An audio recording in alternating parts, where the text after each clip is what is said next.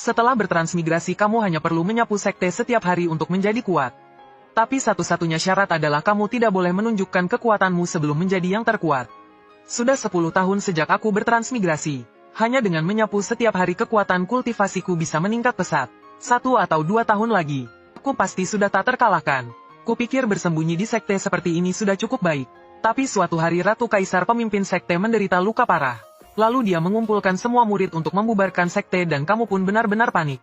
Kamu pikir ada kejadian besar apa? Ternyata hanya beberapa Raja Iblis yang datang. Ratu Kaisar Ling Xuang disergap oleh beberapa Raja Iblis besar hingga terluka dan levelnya turun dari ranah Kaisar. Dia menceritakan semuanya kepada semua orang. Ekspresi semua orang menjadi semakin muram saat mendengarkan. Mereka benar-benar tidak menyangka, situasinya sudah menjadi seserius ini. Melihat para murid dan tetua sekte Tiadao yang tertunduk lesu. Kamu tidak bisa menahan senyum sinis dalam hati. HMPH baru begini saja sudah takut. Lihatlah penampilan mereka yang tidak berguna ini.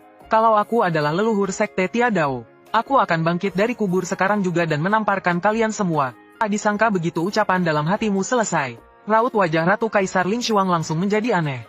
Siapa yang bicara? Ratu Kaisar Ling Xuang segera melepaskan kesadaran ilahi tingkat Kaisar Langitnya. Setiap helai rumput dan pohon berada dalam kendalinya. Tapi dia tidak menemukan orang yang mencurigakan. Mungkinkah hanya ilusi? Ratu Kaisar Ling Xuang bergumam dalam hati. Setelah itu dia tidak memikirkannya lagi. Karena kelangsungan hidup murid sekte Tiadao adalah prioritas utama saat ini. Setelah para murid terdiam lama akhirnya ada yang angkat bicara. Berani bertanya pada Ratu Kaisar. Jika kami semua pergi bagaimana dengan Anda dan para tetua? Masalah ini harus ada yang menanggungnya. Ekspresinya sangat tegas. Kami akan tetap di sekte Tiadao. Bersumpah untuk hidup dan mati bersama sekte. Murid-murid biasa boleh pergi, tapi sebagai pemimpin dan tetua sekte, kami harus memikul tanggung jawab ini.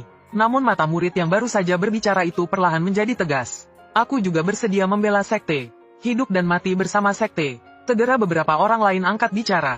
Kami bersumpah untuk hidup dan mati bersama sekte. Bersama-sama melawan iblis. Para murid sekte Tiandao sangat bersemangat. Dan kamu melihat penampilan semua orang. Seolah-olah sedang melihat sekelompok orang bodoh. Entah apa yang membuat mereka begitu heboh. Bertahan di sini jelas-jelas hanya untuk mati. Tapi mereka masih begitu bersemangat. Otak mereka ini pasti agak bermasalah. Meskipun berpikir begitu, tapi kamu jadi sedikit lebih menghargai para murid sekte Tiandao ini. Tapi kamu tidak tahu, apa yang ada di dalam pikiranmu. Juga tidak bisa disembunyikan dari Permaisuri Ling Xuang. Meskipun Permaisuri Ling Xuang tidak mengerti tapi harus menerima kenyataan ini. Ini seharusnya adalah suara hati seseorang. Dan orang ini seharusnya berada di sekte Tiandao. Tapi detik berikutnya dia kembali mendengar suara di benaknya.